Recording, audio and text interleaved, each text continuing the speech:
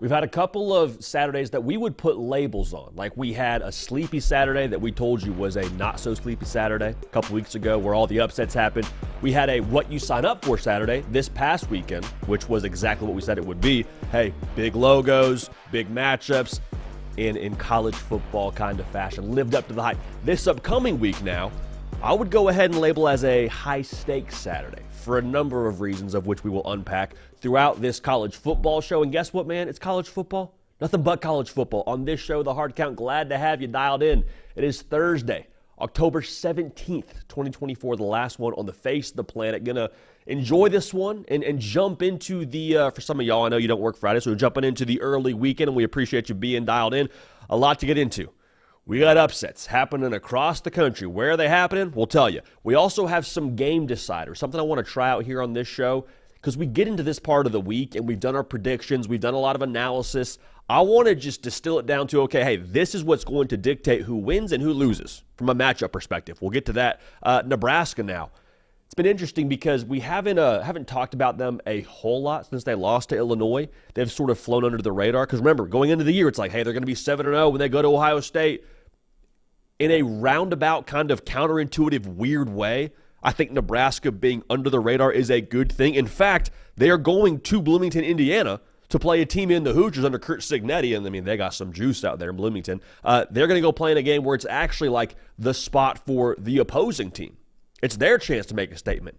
However, with that being said, I think this has a chance now for Nebraska to be a major turning point under Matt Rhule. Not the we've arrived moment, but it is a turning point. We'll talk about that. And then Travis Hunter, yesterday, it made its way around the socials. He said in an interview with Robert Griffin III, he said he believes that, more or less, I'm paraphrasing, he thinks he should win the Heisman Trophy. And there sparked this debate across social media, Travis Hunter and what he's doing right now for Colorado, and Ashton Jeanty and what he's doing right now for Boise State. So we'll give you our 2 cents there and unpack that one together. And then also, as we just mentioned, a high-stakes Saturday. I think the stakes are very intriguing when you talk about what Georgia has on the line when they roll into Austin, Texas. Because Georgia, they could lose that game, still make the college football playoff, go ahead and win the national championship. That's on the table for them. But I think there's more to that discussion that potentially what meets the eye. So we're glad to have y'all, man. Hey, it's a big one. Biggest Thursday of the week. You don't get another one this week. This is the last one. So let's enjoy it. Let's lock in and enjoy the wonderful thing that is college football. And a lot of y'all got stuff going on. And my favorite DMs to get from y'all are, hey, I listen when I'm at work. I'm listening when I'm at school. I watch at home. Whatever it is. We appreciate you being dialed in. Y'all make this show what it is. We always say thank you at the end of the show. I want to make sure I say thank you at the top of the show because genuinely this is the best job on the face of the planet. Talking about the best sport on the face of the planet. So thank you for allowing us to have this job. We feel lucky. We feel grateful. And we feel juiced up, man, for a big-time Saturday slate in Week 8. So we say it every single Thursday right around the top of the show. Hey, it's going to be an interesting slate.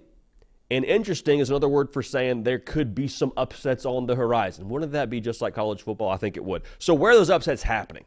We're not making a prediction necessarily, though we do have some shots we're calling across this slate. Let's take a look at Auburn at Missouri. Auburn's a 4.5-point dog. And so from a spread perspective, it wouldn't be like the most outrageous thing if a 4.5-point dog won the football game, right? That's not novel analysis. But from an optics perspective, look at where these two teams are at. Auburn has massively underachieved based on what we thought they would do going into this season. Missouri, don't look now, before they went to College Station, they were a top 10 football team. And then they went out and got bodied by A&M. So, I mean, it is what it is. I think Auburn's a lot closer to success than most people would think. I think it is more so tinkering with that offense as opposed to having to rebuild it all. Do you have what you need at quarterback? Probably not. Do you have what you need to be successful maybe in this game? Potentially. Like Deuce Knight's going to get there, and that'll be tremendous vibes on the Plains. But Peyton Thorman, if he could just stop giving the football away, they might be in good shape. Because Auburn now is averaging right around 6.2 yards a play. It's top 30 in America. More importantly, in this football game, Auburn is averaging 5 yards a carry going in. Missouri, I'm just saying now, Missouri did not do a tremendous job stopping the run against Texas A&M. I think that comes back to bite him in this game. I think that Auburn, off a bye week, Missouri off a bye week as well, I think Auburn rolls into Columbia, Missouri. I think they get a win. So I told you, in this segment, we don't do predictions necessarily. We're predicting one right now. We predicted one last week, Vandy over Kentucky. That hit. I think this is going to hit as well. And again, I think Auburn wins that football game on the road in the Tigers versus Tigers. I think Auburn gets it done. Let's take a look at Notre Dame and Georgia Tech. Georgia Tech is an 11.5-point favorite. This is essentially a home game for Georgia Tech. All right, I believe it's being played in Mercedes-Benz. My question every single week with Notre Dame is like, I don't know if I trust y'all yet. I love Marcus Freeman. I like Riley Leonard and what he brings to the table. I love Mike Denbrock. I just don't know which Irish we're getting, baby. Is it the Irish that we saw that first week, that stonewall Texas A&M? Or is it the Irish that we saw roll out of bed at home and lose to NIU? We're going to find out. I think in this spot now, Georgia Tech does to a serviceable level what it would take to beat Notre Dame, which is stopping the run. Not a bad run defense. I mean, not elite, but good enough right around the middle part of the 133, if you will, to be successful in this game. Because if you make Riley Leonard throw the football, things get interesting. Also worth noting, your heart breaks for everyone in South Bend because Benjamin Morrison is done for the year, and you hate that. However, there will be some opportunity, I think, for Georgia Tech to potentially throw the ball deep, which is something to keep an eye on anytime you got Haynes King back there slinging it around. Let's take a look out here at Nebraska at Indiana. I think Nebraska wins this football game. I gave you my prediction on Tuesday. I'll say it again right now. I think Nebraska wins the football game. I think they're the more talented team. I think they're the more physical team. I think they are further along than Indiana. That's saying something, I suppose, with Kurt Cignetti taking a lot of his guys from JMU with him to Indiana. I like Indiana. I love the story. I love the juice. Kurt Cignetti seems like a program guy through and through. I love the way that he operates and the way that he talks his cash. However, I think Nebraska rolls into town behind a stingy Husker defense. I think they get it done. I really do. Again, touchdown dog on the road, big noon, big spot. I think Nebraska wins that football game. Now, here's one I hesitated to even put on this list. Here's one I wasn't even sure I wanted to talk about, but we just have to acknowledge it because of the spot. Oregon, massive win over Ohio State. I mean, it was huge. They're rolling into a game Friday night on the road against Purdue. 28.5-point favorite is Oregon. Now, Oregon should win, and they should win with ease. But again, with college football, we just have to acknowledge this is a possibility for this to happen. Say, JD, you're being crazy. I understand it's a crazy thing to say. I'm not telling you Oregon loses. I'm telling you Oregon should win. But I am saying the spot in itself deserves a little bit of attention. Because remember now, Alabama, they beat Georgia. Vibes are incredible. I'm sure it's a ton of relief. And then they roll into Nashville, Tennessee, and lose to the Fighting Diego Pavias in Vanderbilt.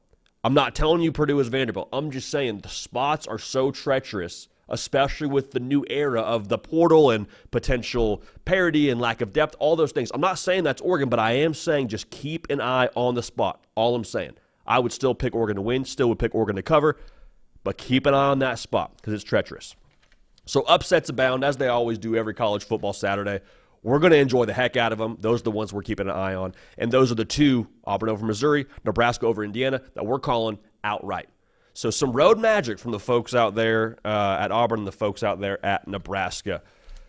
Glad to have you all along, man. If you have not yet subscribed to the channel, now is the time. Glad to have you all dialed in. What's deciding these games in Week 8? Because I said at the top of this live show, at this point in the week, man, we've done a lot of talking.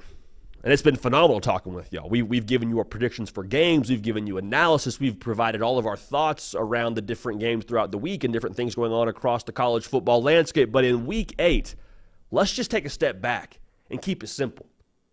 All right? The best advice that Michael Scott ever gave Dwight Schrute, keep it simple, stupid. Best advice he ever got, also hurt his feelings. That's what we're going to do right now. What's deciding Georgia at Texas? I think if Texas can throw the football downfield, and they've done that at a high level this year, even without Quinn Ewers in the lineup as a team, they're averaging 9.6 yards a pass. All right, top 10 in America. We have said many times, this Georgia defense, while it is extremely talented, it is also very gettable.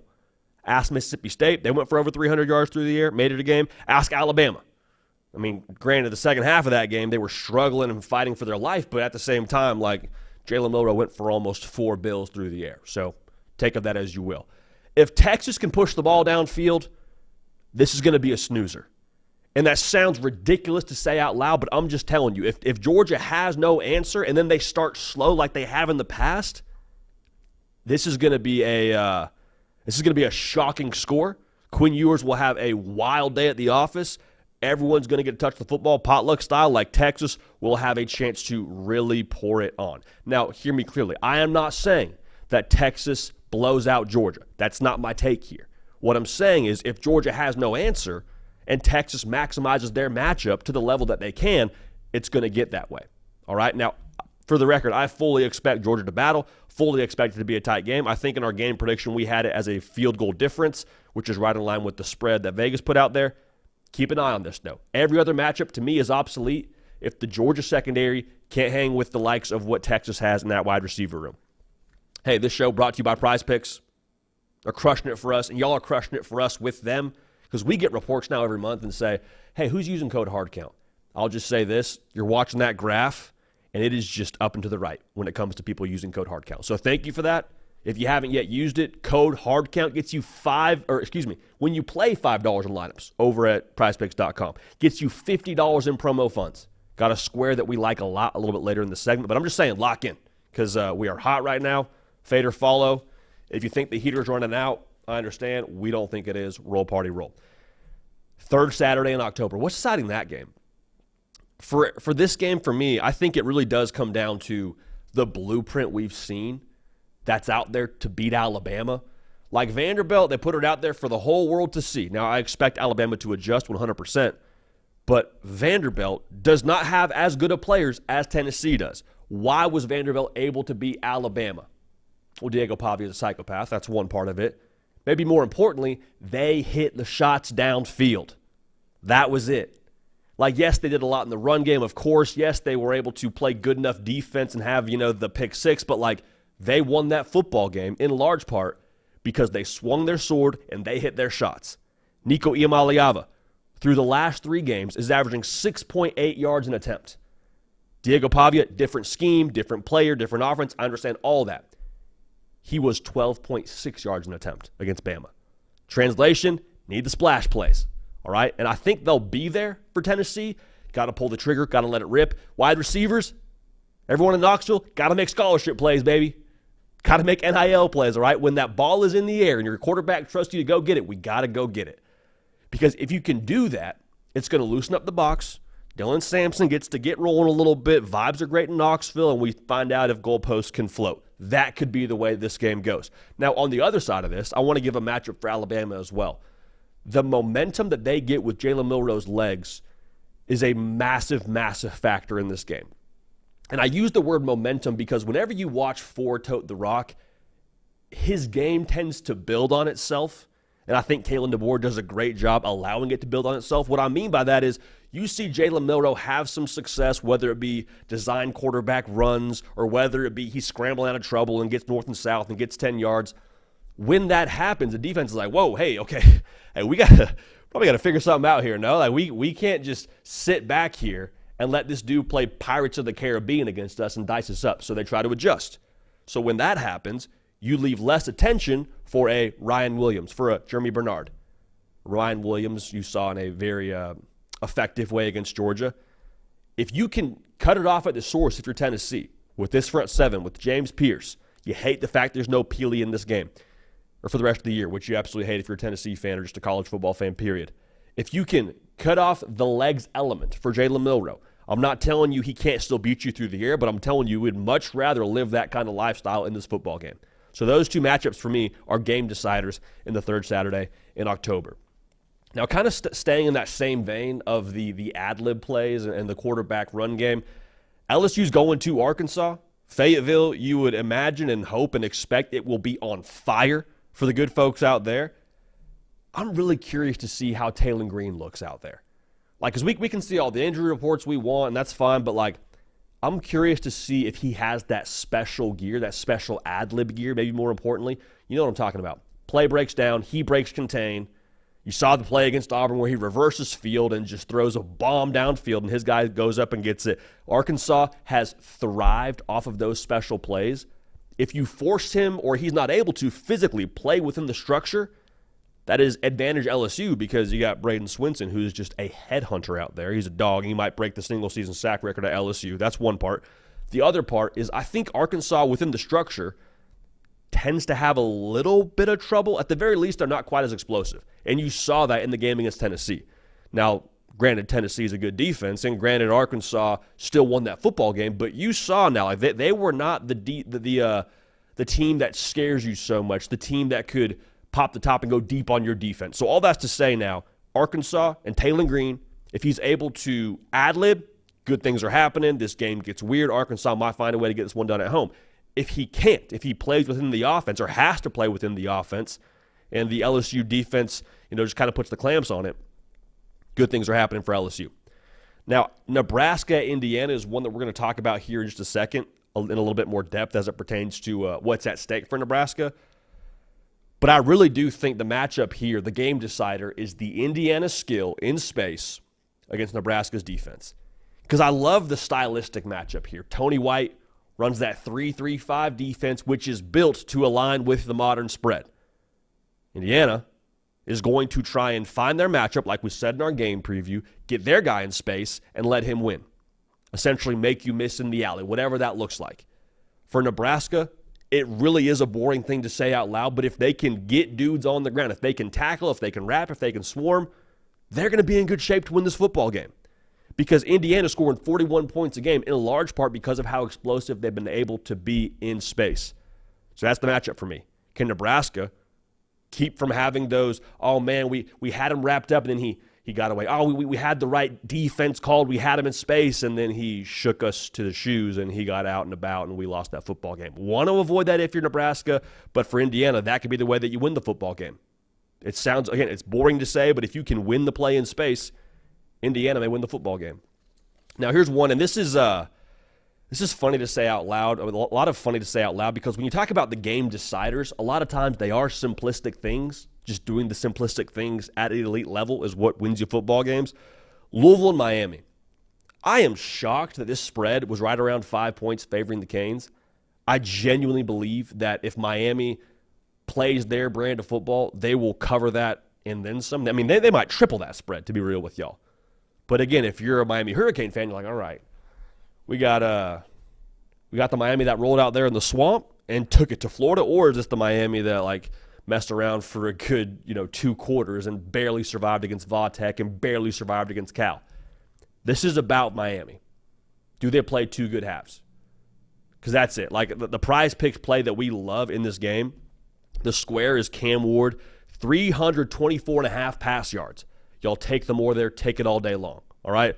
Louisville has not been incredible against the pass, and also Cam Ward has not had less than that through the air since September 7th against Florida A&M. They're going to air it out.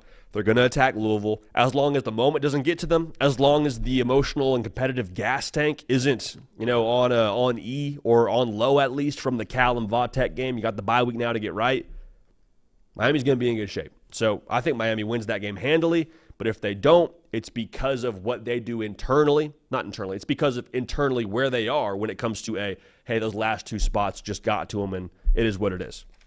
So a stacked Week 8 slate. And I'm excited to see how we fare on those because I think that we're on the money there when it comes to what's going to decide that game. All right, let's get to this here. Nebraska goes to Indiana. Like I just mentioned during that last segment, I think in this spot now, this is a opportunity for Nebraska to have a turning point moment under Matt Rhule. And all successful head coaches that stay at different places, they have these moments. Now, hear me clearly. A turning point moment is not the same as a we've arrived or signature win kind of moment.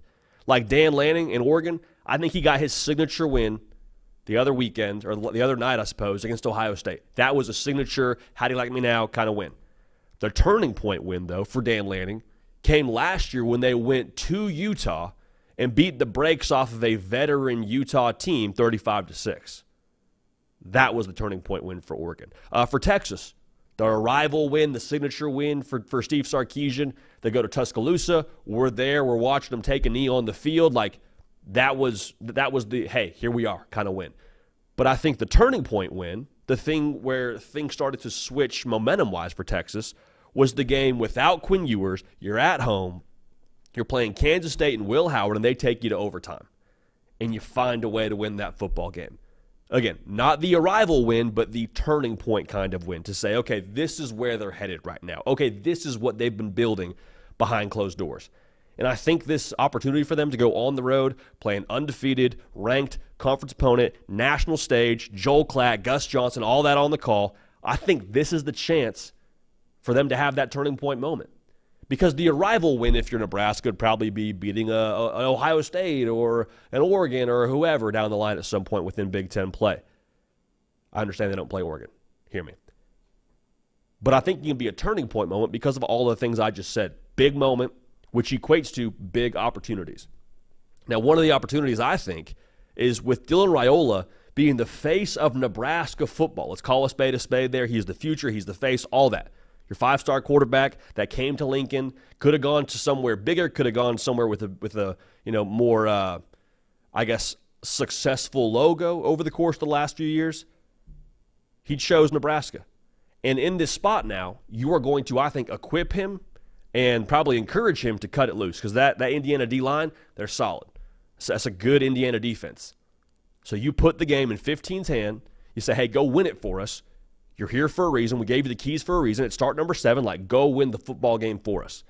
And so going back to this whole idea of this could be the turning point for Nebraska, if Dylan Raiola is the reason why you win this football game, and I believe he will be, at that point in time you say, okay, so true freshman, on the road, early on in his career, beats a ranked team, undefeated. Wow, okay. So that's where Nebraska's headed. Good to know. Because, again, it's not the arrival, but it is the watermark where you say, oh, okay, that makes sense. Oh, okay, this is where Matt Rhule has pushed this team to. Going out and landing recruits like that. Empowering a quarterback like Raiola. Okay, good to know. Now, secretly, I think the folks in Lincoln hope this is a close football game. Now, I don't think that's probably the first choice. I think they hope they blow the doors off Indiana and make a statement. That's the first part of this.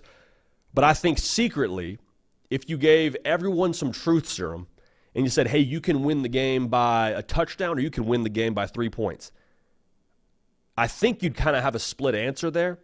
And if you're on the fence or you're like, what is he talking about? The reason why I say that, if they win the game by 3 points, you got that monkey off your back and all the conversation around old Nebraska and close losses and you can't get it done late. Because last year, this is the stat that was just beat to death like a piñata over the offseason. 5 one-score losses, 5 one-score this, 5 one. That was always the discussion. The one score, the close losses. I understand a touchdown is 1 score, but roll with me here. If they can get it done in this spot in a close fashion, I think at that point, take the scissors. That's my sound for cutting a tie. You cut ties with the narrative that Matt Rhule is somehow snake-bitten and a part of the old Nebraska way of doing things. Because that's what we said last year. Hey, listen, he took over a team and tried to push it to a place that when he got there was not in position to go win football games at the level they expect to. Culturally, the way they did things, they were not at a level yet to win in those big moments. This is as big a moment as they've had, I believe, to this point in Matt Rhule's time there. In terms of the stage, in terms of all the things we've already talked about ad nauseum. So if you can get it done in close fashion, speaking to that turning point idea, it would be such validation, I believe, of Matt Rhule's process. And that's something that he harps on, man. Yes, they talk about results in the terms of hey, this is where we want to end up at. You peak up every now and then and lift your head and say, okay, we want to get here.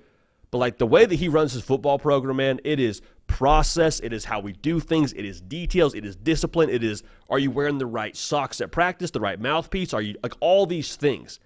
And to be within it, I have to imagine it would drive you crazy for the first few weeks.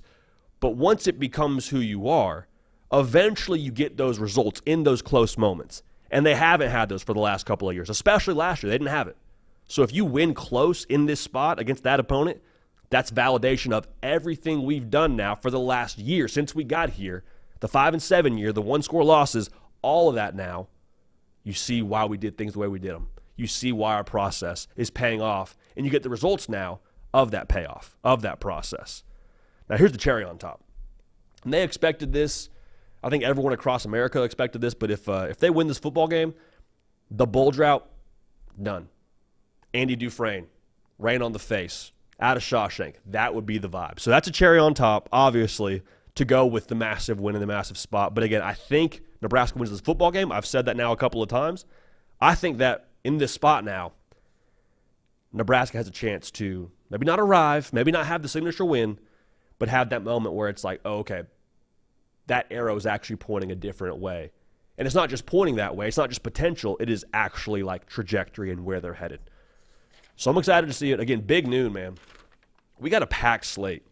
And I can't wait for it. But that's going to be a great way to get the college football Saturday rolling right after we finish up watching game day or big noon if you're a big noon person. I just personally enjoy all the dude, like game day has such great personality right now. I love that. It sounds funny to say out loud, but like adding McAfee to that desk has been electrifying.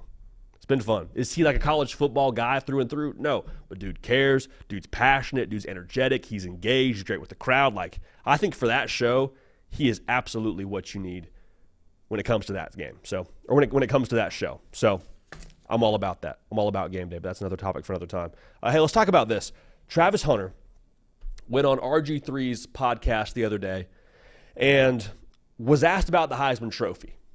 And so it wasn't like he, stuck his chest out and made a way to work this into the conversation in an awkward way. We're not going to play the clip because I don't want us to get flagged for it with copyright. But what happened was, essentially RG3 asked him a question about the Heisman Trophy. And Travis Hunter says, listen, it's not like we haven't seen a running back. That's good. Referring to Ashton Jeanty and what he's doing right now. He says, we haven't seen a player play both ways, referring to himself, obviously, and what he's doing. And so that kind of sparked this social media debate around, well, Travis Hunter versus Ashton Jeanty, two guys that are pretty high up in the betting odds to win the Heisman Trophy as of right now. Interesting within this discussion, I don't know how on board I am with this take, but Travis Hunter says Ashton Jeanty has what, 95 carries? He actually has 126, but the point stands.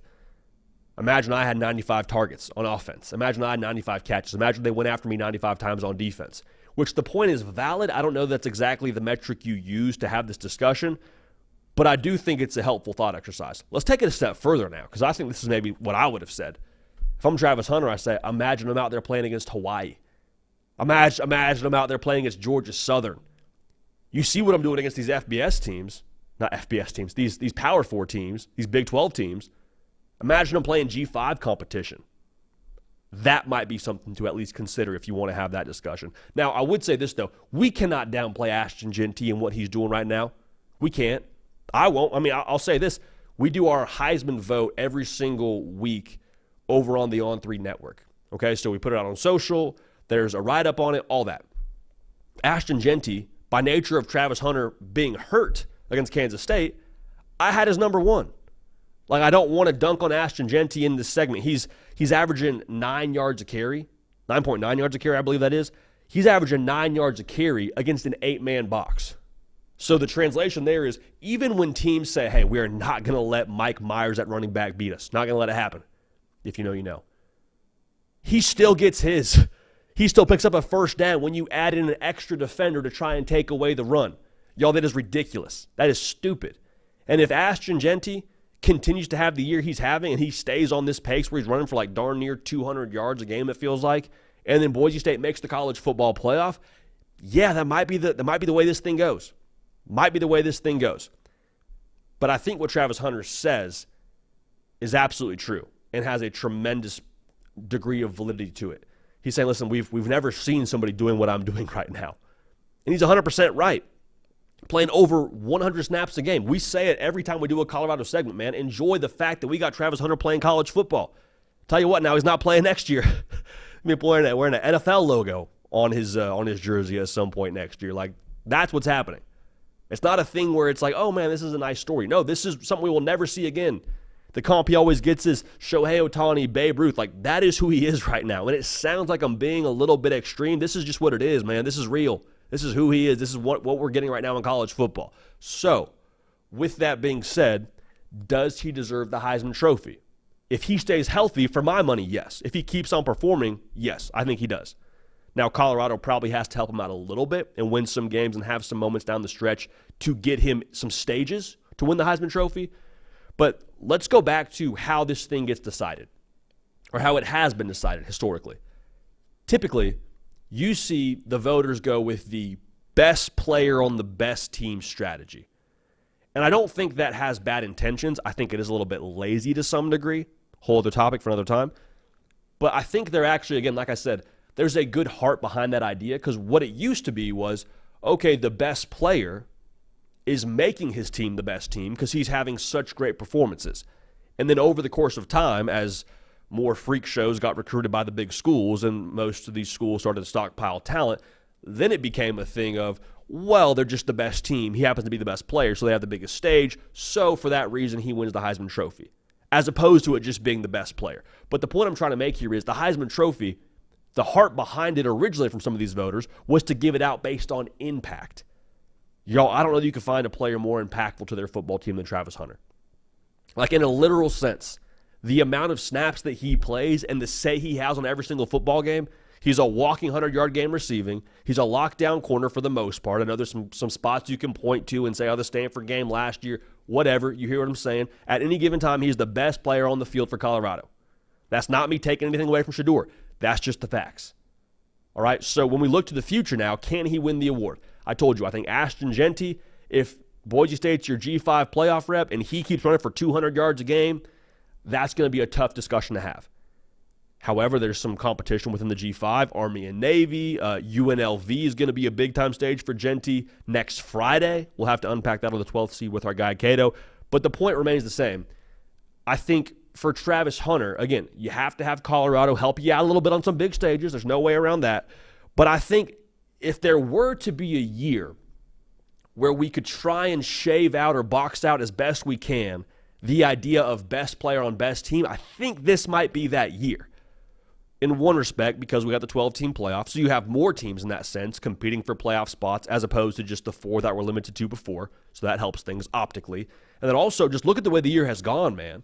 With the realignment and scheduling and just the parity I put in air quotes, the way this thing has gone, man, we have had Heisman frontrunner after Heisman frontrunner. It feels like get dinged up or lose or whatever, and I say dinged up in a gameplay perspective. And then take a step further, the best team in America right now in Texas, and their quarterback, Quinn Ewers, has missed multiple games. So it used to be Jalen Milroe, they lose to Vandy. Okay. It's Cam Ward, he has some great performances, but they scare you with how they play against Vatek and Cal. So what I'm trying to say here is I think this is the most wide-open Heisman race we've ever had. And I think with that being the case now, there is opportunity for more teams to lose down the stretch, and maybe it's a situation where Travis Hunter, regardless of Colorado, regardless of if they're 6-6 or 7-5 or whatever, 8-4, pick a number, I don't care. Maybe it's a thing where Heisman frontrunner after Heisman frontrunner ahead of him, quarterback on a big-time team ahead of him, loses a football game, has a bad day, whatever, and then we get to the end, the dust settles, and it's like, well, Colorado, they're not in the playoff, but gosh dang it, man, what he's been doing throughout the course of the year, that body of work, like, give him his trophy. That very much so I believe is in the cards. I'll say it again, though. For those of y'all that, we get this a lot. Colorado hater, he doesn't like this, he doesn't like that, whatever. If you gave me a vote today, Travis Hunter stays healthy, plays the level he's playing at, he is my vote for the Heisman Trophy. And y'all, to be real, Ashton Jeanty is unbelievable, and I told you how it could happen, but I would not be shocked in the slightest if Travis Hunter just continued to do what he does and they end up separating from the pack. All right? So, prizepicks.com, again, code HARDCOUNT. $5 in lineups gets you $50 in promo funds. The square that we love this weekend. I think Colorado beats Arizona, and I think that Travis Hunter goes for more than 98.5 receiving yards.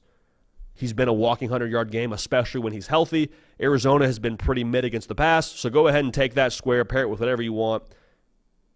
Go ahead and lock that in. Code HARDCOUNT, $5 in lineups, $50 in promo funds.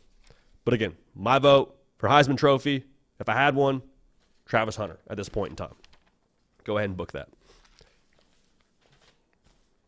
That's going to be I said that before the year, too, and I still feel that way.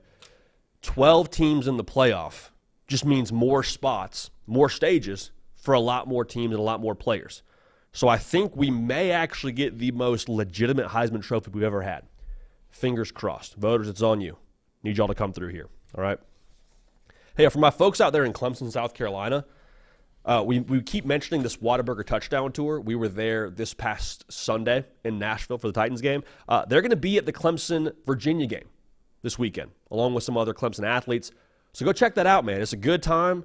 Myself and Nick Brake were there, like I said, for the Titans-Colts game. And, y'all, that patty melt, I'm just saying, roll up to the truck, meet the athletes, get you a patty melt, and lock in, okay? So that's this Saturday. You got Clemson, Virginia, lock in. It'll be a good time. Whataburger, always ready to feed the team, made to order, 100%, fresh food, served hot, 24/7. The easiest win you'll get all season. But I do think Clemson beats Virginia, so that's 2 wins on the day. So again, the touchdown tour, go lock in over there, have a good time this Saturday out there at Clemson. Touchdown tour's rolling, man. Touchdown tour is rolling, just like this show. So we'll keep a good thing going here. We're going to have our final takes here for you in just a minute. Before we get to that, though, I want to talk about what's at stake here for Georgia, because this is unfamiliar territory for them as they roll into Austin. I'm not talking from a literal sense of them going to Austin, Texas. I'm talking about Georgia is an underdog in this game. Georgia has not been an underdog since week 1 of the 2021 season when they played Clemson at a neutral site. They were 2.5-point dogs there, I believe. Worth noting, they won that football game 10-3. That was the DJU game where it was a pick 6 and it was no offensive touchdowns. Like, not great entertainment value, but again, Georgia won that football game. So what's at stake for the Dogs in this one against Texas? We'll unpack it right now. If you're watching live, thank you. Thank you for being a part of this, man. Thank you for being a part of the live show. Make sure you're subscribed. All we're asking.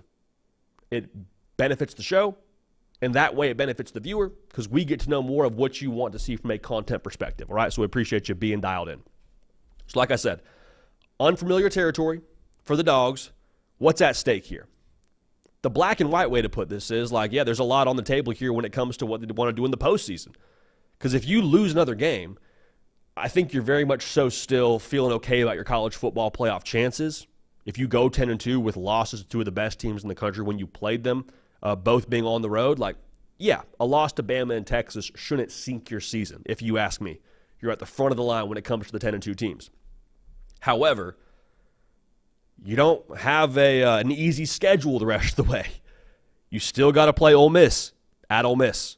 You still got to play Tennessee. I wouldn't count out that Josh Heupel offense to go a little Undertaker style and get back after it. So if you go 9-3 now, if you drop one of those games, it's going to be a season now. This is weird to say, but it's going to be a season where Georgia is watching the college football playoff at the crib. Now, if you lose this game, going back to what's at stake, your SEC title hopes are likely out of the picture. 2 conference losses. Also, you would not have the tiebreaker to Alabama if it comes to that, so that's not ideal. And also, at 10-2, we mentioned you're probably still making the playoff, but think about just the mystery box of where you could be seated if you're Georgia. Because 11-1, even if you don't win the SEC, even if you don't play for the SEC championship, you're a lot closer to that 5 seed than you would be if you lose this game. Because if you're 5, you draw the G5 champion probably. That's probably who you get first round. In Athens, by the way. If you're the 9 seed at 10-2, you got to go on the road. Maybe it's Penn State. Maybe it's a rematch with Bama. I don't know. But all I'm trying to say here is the seeding fiasco that could ensue if you drop this game for the college football playoff. You do not want to find out what that's like. Now, I'll also say this. I think in this game and in this spot now, if Georgia loses, and I'm going to get to what happens here if Georgia wins in a second as well, so hang tight. This would really test our theory here on this show of the 12-team playoff and how it impacts teams like a Georgia. Because I've been the guy here saying for the better part of the last few months, hey, Georgia at 10-2, no problem. Just get them in the dance. And I still kind of feel that way, to be real with y'all. You give Georgia and Kirby a couple of weeks to reset, get healthy, game plan. They feel like the kind of team that would play their best football in the playoff. They feel like the kind of team that would go on a run, right? I don't think that's too out there to assume. But I think it's also still true that, it's very possible that if Georgia loses this game to Texas, what does that say about the national title chops for Georgia? If they go 10-2, and depending on how it looks, we're going to learn a lot. But, if they drop that game, finish with that record, it's in the realm of possibility that maybe Georgia just isn't built that way this year.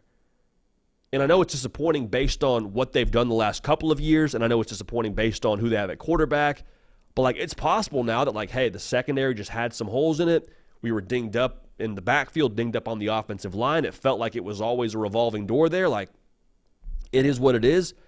Chargers to the game. We didn't have the horses to go win the whole thing this year. And, again, that's disappointing because of all the expectations. But what's interesting here is the narrative that could ensue. Because historically, in the 4-team model of the playoff, you go 10-2, you go play the New Year's Six Bowl, and if you're Kirby, you probably go beat the brakes off somebody, right? Probably what happens. But if you go 10-2 in this era, and you don't have championship chops, and you still make the playoff, and let's just dream a little bit here. Let's say that something crazy happens and Georgia draws somebody tough in the first round, and they lose a game in the first round. Again, assuming that based on what we've seen so far, Georgia underachieves relative to expectations. The narrative is what concerns me a little bit. Because even if all that happens, I'm going to sit right here on this show, speak into this mic, look you into the depths of your soul and tell you Georgia is not going anywhere. Kirby is still one of, if not the best coach in all of college football. Georgia's still a program. However, I don't know that that will be the level-headed response we get from everyone else across college football. I think a lot of people are going to say, oh my gosh, how could they underachieve? How could Georgia get to the playoff and lose? They got 3 losses. Is this the end of Georgia? We know that's nonsense, so let's go ahead and guard against that right now. But I think it's worth noting now there's a little bit of an interesting, I think, perspective on teams like Georgia and teams like Ohio State and then other teams that would just be happy to make the playoff. And this is not to dunk on anybody, but like Mike Elko and A&M, if you make the playoff in year 1, that's a great year. You're fired up to be there. Penn State, you make the dance, it's like, okay, great. Like, we got over that hump. We made the playoff. Cool. You could lose in the first round. It's disappointing, but it does not have the same sting as if Georgia loses in the second round or Ohio State loses in the second round, because the expectations of what we put on a Kirby Smart or put on a Ryan Day, those are different. Those are very, very different. So I just want to make sure we're up against this here. If they lose to Texas and Alabama, does Georgia, and we finish the regular season, and that's what we're looking at, it could be an indicator that, hey, they don't have the national title chops. Now, they could go on a run 100%, but I just want to circle back to what I said a second ago. We cannot dunk on Georgia if they tell us a couple of times during the year, hey, it's not in the cards this year for whatever reason. Bad luck, not our year, whatever. They get to the playoff, lose another game. Don't listen to all the nonsense talking about the decline of Georgia, the decline of Kirby. It's not what that means. Not what that means. Now, to get to the good part of things, if you're Georgia, if you win this football game, they're going to be dangerous. Be very, very dangerous because, one, it would just, like, I think, stabilize internally what you believe about yourself. And that's not me telling you I know what's going on in that locker room or what I know the culture to be. I think Georgia's going in this game with a lot of confidence. Like, I don't think Kirby Smart views this game as they're the dog to anybody. He said that as much. But if Georgia goes in there and wins this football game, what I just said, you get, I think, some more something more tangible to point to, kind of like Carson Beck spoke to last year in the Auburn game. When they went out and won that football game, it gave him a new sense of like, okay, if I handle business, if I do what I'm supposed to do, we're going to be just fine. And if they go out there and beat Texas as a team, kind of wipes the Alabama game from your memory, you say, okay, we do what we're supposed to do, we're going to be just fine. And that would be a very dangerous Georgia. That would be a Georgia that we talked about all offseason. That would be a Carson Beck we talked about all offseason. And that would be an outfit where, okay, I'd be very concerned about what they're going to be the rest of the way. Because Georgia then starts to round into Final Form, starts to play their best ball, get into the college football playoff. I don't care where you're at. Give me an 8 seed, give me a 1 seed. I don't care. They would be a problem for everyone else when they get to that dance. So just want to make sure we guard against that. But again, I think there's something to at least note there when it comes to what's at stake here for Georgia, both in a literal sense and in terms of maybe the public narrative around the Dogs. All right, man, let's get to this here. The hay is in the barn essentially now. We've talked to death. We've unpacked Week 8 ad nauseum. There's a lot that we still are going to enjoy from Week 8 that we haven't talked about. We're going to give you our final takes here going into Week 8 of the college football season. I said it in an earlier segment, speaking of Travis Hunter, Colorado's a lot better than most people want to believe, okay? We picked them to lose to Kansas State. Y'all, I'm not so sure we weren't wrong about that if Travis Hunter plays in that football game. Okay, we might have sat here the following Sunday or Monday or Tuesday, whenever we talked about it, and said, hey, listen, we were wrong on Colorado. Colorado's a good football team. The narrative is, man, they're bad on defense and they got a bad culture. I don't see that. I don't. I see a situation where they have guys go down, whether it be Travis Hunter, whether it be Omarion Miller, the next guy steps up. Shedeur Sanders is good enough, I believe, to take over any single game. They are 3.5-point dogs going to Tucson, Arizona. Hear me loud and clearly. Everyone that says this guy's a Buff hater, this guy doesn't like Deion, I'm taking Colorado to win against Arizona in Tucson. It might get ugly. That's how I feel about this one, all right? Colorado, I think, is a lot better than they're being given credit for after the Kansas State game. Let's check in on Oklahoma. South Carolina goes to Norman. I just think Oklahoma has problems on offense. And that's not really a hot take, but like you saw the game against Texas, and you can kind of explain it away. Hey, really good defense. It was tough for us because we got put into a spot where we had to throw. I think it's more than that. I wouldn't be surprised if we saw Jackson Arnold get in the game against South Carolina. That's not me dunking on Michael Hawkins Jr. I just think you're at a spot here against South Carolina with the two NFL players they have on the edge of that South Carolina defense. I just got a bad feeling. I think they're going to tee off on whoever's playing quarterback there. I think Lenore Sellers is going to have a tremendous game, kind of building off of what he did against Alabama. The Alabama loss now for South Carolina, as much as it stings, as much as it feels bad, you got to feel a little bit like, okay, we got some juice. Like, okay, we have reason to be confident based on what we put on tape for ourselves and for everyone else in college football in Tuscaloosa. This is a good ball club. So we talk a lot about, like, there's untucked jersey Kyrie that goes crazy. There was hoodie Carmelo Anthony. Whenever he had the hoodie on, he was liable to go just absolutely berserk. There's contacts Lenore Sellers. Lenore Sellers took off the rec specs, full Clark Kent, and he's been dealing ever since. So we like South Carolina to go into Norman and win that football game. I'm still very pro Brent Venables. I still think they're going to be fine long term. I don't think you're talking about who's the next head coach in Norman. They're fine, but I do think South Carolina wins that game. And I think that the offense, you're looking for answers. And maybe you go back to number 11. I think we see Texas this upcoming Saturday in Austin. I just think they verify even further what they are right now. And this, I want to be careful how I say this, because as highly as I think of Texas, I'm not down on Georgia. I think Georgia's got holes, but just what I've seen Texas to be, if Quinn Ewers is on and Quinn Ewers is healthy, this is a statement game kind of opportunity. I think it will be close, but I do think the brand of football Texas is going to play in the trenches. They're going to remind all of us, Sark isn't just a quarterback whisperer. He is a roster builder, and he has effectively now built an SEC line of scrimmage on the offense and defensive side that will hold serve against Georgia and I think be more than good enough to win the football game. So I think Texas, yet again, verifies, like we saw against Michigan, they win a game at home, defend home turf against what has been the standard the last few years in college football over Kirby Smart and company. All right. Hey, that's it for us, man. Final takes for week 8 of the college football season. They are yours to have and to hold and to cherish now till death do us part, or until next week. Regardless, we appreciate y'all being locked in. Hey, quick word from our friends over at Game Time. Game Time has been the best, most effective, most affordable, most efficient way to purchase tickets. Now, I know a lot of y'all college football sickos. Just want to sprinkle this in here because I want us to tell you, NBA season about to get rolling. Game Time, the best way to go buy tickets. So I know a lot of y'all now, maybe you want to go catch a game in Atlanta, go see the Hawks play. God bless you. You want to go see a game in Texas, want to go see the Spurs maybe, want to see Luka cook a little bit out there in Dallas. I know a lot of y'all, those are kind of college football states and areas, so I speak to those specifically. But if you want to go see a college football game or an NBA game, use Game Time. It's the best way to buy tickets. Take the guesswork out of buying tickets by using Game Time.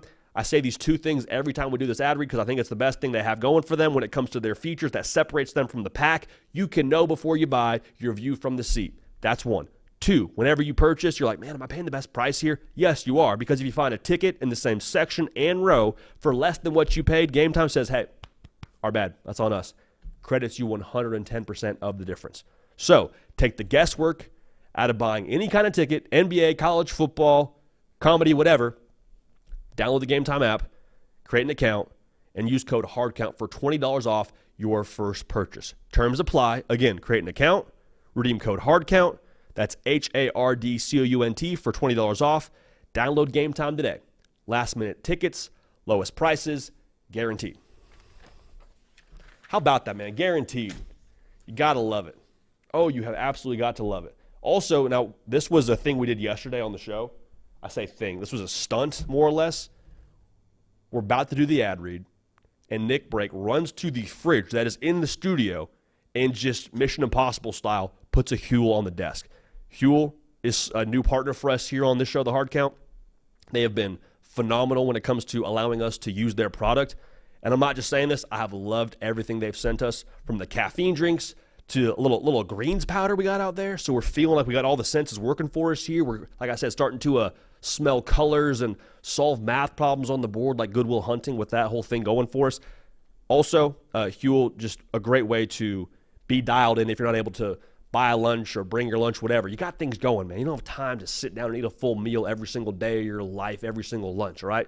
Huel does a great job having all that you need, all the sustenance you need with those meal replacement shakes and the other nutritional assets they have for you over at Huel.com. So, 15% off with code HARDCOUNT at Huel.com.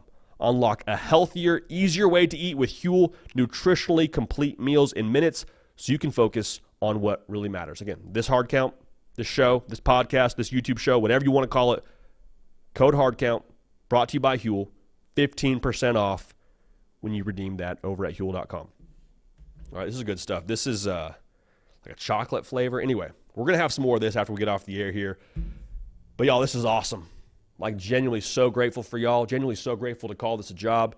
And genuinely so grateful that we got college football locked in, ready to roll. Some good games Friday night. It's always the quiet ones. Keep it locked in on Friday night. But it's going to be a great Week 8 slate. Get at me on the socials. Instagram, Twitter, at JD Pickell. We do the Sickos, our roll call over there. We answer your questions over there. We just have a good time over there. So lock in over there. Instagram, Twitter, at JD Pickell. For Nick Brake on the ones and twos, for myself, JD Pickell. We appreciate y'all. We love y'all, man. We're going to keep this party rolling. We will see y'all next time. All right? Let's get juice.